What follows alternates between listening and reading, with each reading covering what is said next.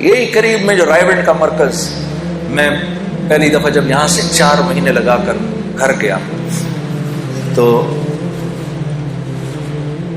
گھر مفتی تقی عثمانی صاحب سے میں نے گزارش کی حضرت تشریف لے کر آئے، اور یہی بات جو بھی میں آپ سے کہہ رہا ہوں نا، اللہ کے لیے اپنے نفس پر پہلا قدم رکھنا، پہلا قدم نفس پہ رکھنا، دوسرا قدم جنت میں۔ تو طبیعت پر بڑا بوجھ پڑ رہا تھا، میں کیسے کروں گا، میں کیسے کروں گا۔ آج کے بعد اگر نامحرم عورت سامنے آئے گی تو میں نظریں کیسے ہٹاؤں گا؟ سامنے سے نامحرم عورت آئی، آپ کی اس پر پہلی نظر پڑی اور آپ نے اپنی نظر جھکا لی، اسی لمحے اللہ پچھلے سارے گناہ معاف کر دیتے ہیں،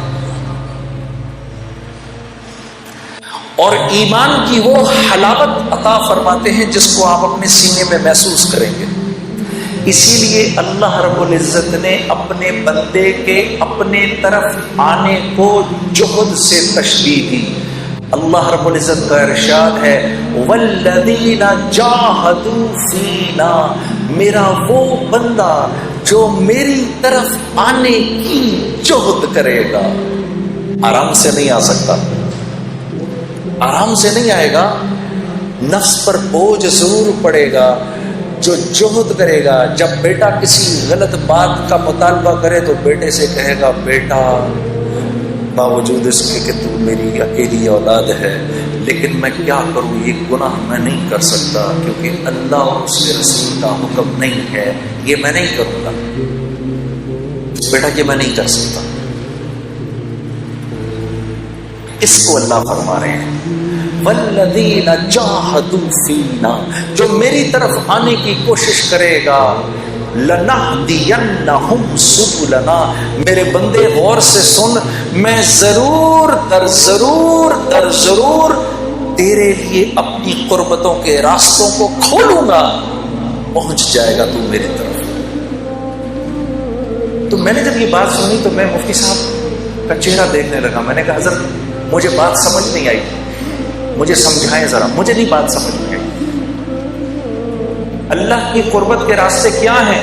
تو فرمانے لگے کبھی اس ماں کو دیکھا ہے جو پہلی مرتبہ اپنے بچے کو زمین پر کھڑا کرنے کی کوشش کرتی ہے، 8، 9 یا 10 ماہ کا بچہ ہوتا ہے یا 1 سال کا، جب اس کو پہلی دفعہ کھڑا کرتی ہے تو اپنی دونوں انگلیاں اس کے ہاتھ میں دیتی ہے، پھر اپنے ہاتھ چھڑوا کے پیچھے ہو جاتی ہے۔ اب بچہ ماں کی طرف بڑھنے کے لیے پہلا قدم اٹھانے لگتا ہے، ابھی پہلا قدم اٹھا نہیں سکتا، ماں فرتے جذبات میں دوڑ کر اس کو پھر گلے لگا لیتی ہے۔ جب بندہ اس بات کا عزم کرتا ہے میرے رب تو کتنا میرا کریم رب ہے، اب تک میں نے کتنا تجھ کو ناراض کیا، آج کے بعد یا اللہ میں تیرے حکموں کو نہیں توڑوں گا، میں پوری کوشش کروں گا کہ یا اللہ میں تیرے حکموں کو پورا کروں، کمی بیشی رہ جائے تو معاف کر دینا۔ جب وہ یہ ارادہ کرتا ہے تو اللہ رب العزت دوڑ کے آ کے اپنے اس بندے کو سینے سے لگا دیتے ہیں۔ ارادہ ملک کا بادشاہ، ملک کا حکمران ابھی اس بات کا ارادہ کرتا ہے، وہ جھوٹے منہ کہتا ہے، جھوٹے منہ میں اس ملک میں اللہ کے حکموں کو پورا کروں گا، اللہ کی مدد براہ راست اس کے ساتھ ہو جاتی ہے۔ جھوٹا ارادہ، اس کا کوئی ارادہ نہیں ہے۔ جب ہم کہتے ہیں نا حسبی اللہ، سوچے سمجھے بغیر ہم کہیں نا حسبی اللہ، بس اللہ میرے لیے کافی ہے، اللہ کافی ہو جاتا ہے۔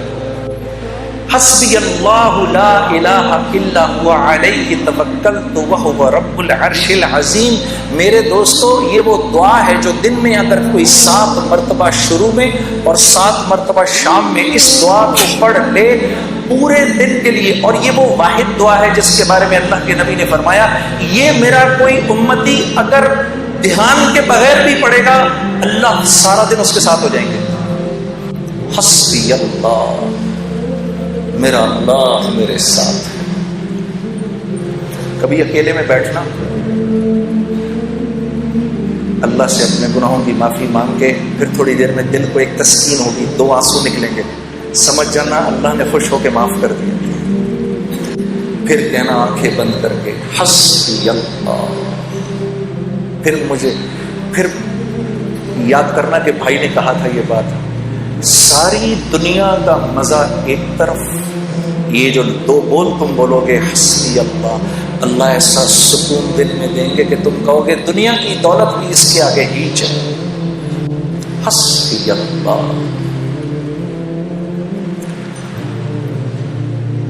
تو ہمارا مسئلہ نیکیاں کرنا نہیں ہے. نیکیاں تو ہیں، دیکھو کتنا بڑا مجمع آ گیا جمعہ پڑھنے کے لیے، باہر بھی کتنے بیٹھے ہیں. ہمارا مسئلہ نیکیاں کرنا نہیں ہے، ہمارا مسئلہ برائی سے بچنا ہے. برائی سے نہیں بچا جاتا. برائی سے بچنے کا کیا مطلب ہے؟ کیا گناہ نہیں ہوں گے؟ نہیں، گناہ ہوں گے. برائی سے بچ. متقی کون ہے؟ وہ جو گناہ نہیں کرتا؟ نہیں، متقی تو وہ ہے جو گناہ کرتا ہے فوراً معافی مانگ لیتا ہے. یہ متقی ہے. گناہ کیا معافی مانگ لو، اللہ مجھے معاف کر دے، معاف ہو گیا. پھر گناہ ہوا، یا اللہ مجھے معاف کر دے، پھر معاف ہو گیا، یا اللہ معاف کر دے. کرتے کرتے کرتے اللہ رب العزت ایک وقت آتا ہے، اللہ فرماتے ہیں میرے بندے جب دیکھتے ہیں کہ تو معافی مانگ کے تھکتا ہے یا ہم معاف کر کے تھکتے ہیں، تو معافی مانگ مانگ کے تھک جائے گا، ہم معاف کر کے نہیں تھکیں گے. یہ تو ہم اللہ کو پہچانتے نہیں. آپ دیکھو یہ اسکول میں تو سبھی گئے ہیں، 8 بجے کا ٹائم، بھائی 8 بجے اسکول میں جانا ہے. 8 بجے نہیں پہنچو گے تو کیا ہو جائے گا؟ گیٹ بند ہو جائے گا. اس کے بعد گھسنے دیں گے اندر؟ نہیں گھسنے دیں گے. چلو بھائی باہر نکلو ادھر سے، گھر جاؤ. اب ادھر مؤذن اذان دیتا ہے، اللہ اکبر اللہ اکبر. اس رب سے بڑا کوئی نہیں ہے، یہی سب سے بڑا ہے. اذان ہو گئی، اذان کے بعد اللہ رب العزت کا حکم آنا چاہیے تھا، چلو بھائی بند کرو، مسجد کو بند کرو، اب کوئی مسجد میں نہیں داخل ہوگا. تو مؤذن سے کہا رک جاؤ رک جاؤ، ابھی تو میرے بندوں نے اذان سنی ہے، انہیں 15-20 منٹ تو دو. ابھی میرے بندے کاموں میں لگے، ابھی آئیں گے میرے بندے، ابھی آئیں گے. مسجدوں کے دروازے کھول دو، کیونکہ مسجد میری رحمت کی جگہ ہے، میرا گھر ہے. ابھی میرے بندے آئیں گے، کوئی بات نہیں اگر تھوڑی دیر ہو گئی تو، ابھی تو یہ آئیں گے. 15-20 منٹ کے بعد نماز کھڑی ہوئی، اللہ اکبر اللہ اکبر، قد قامت الصلاۃ قد قامت الصلاۃ. نماز کھڑی ہونے لگی ہے، نماز کھڑی ہونے لگی ہے. اب تو کہہ دینا چاہیے تھا اللہ کو، مؤذن کو، چلو جاؤ اب جا کر گیٹ پر تالے لگا دو. ہونا چاہیے تھا. بھائی سمجھ میں آنے والی بات ہے نا. 8 بجے اسکول بند ہو گیا، اب نہیں آ سکتا کوئی اندر، تو اللہ کو بھی تو، اللہ تو اسکول سے بڑا ہی ہے. لیکن نہیں، تالے نہیں لگانا، کوئی بات نہیں، تمہاری نماز کھڑی ہوگی، پیچھے سے میرے بندے آ رہے ہیں، کھول کے رکھو.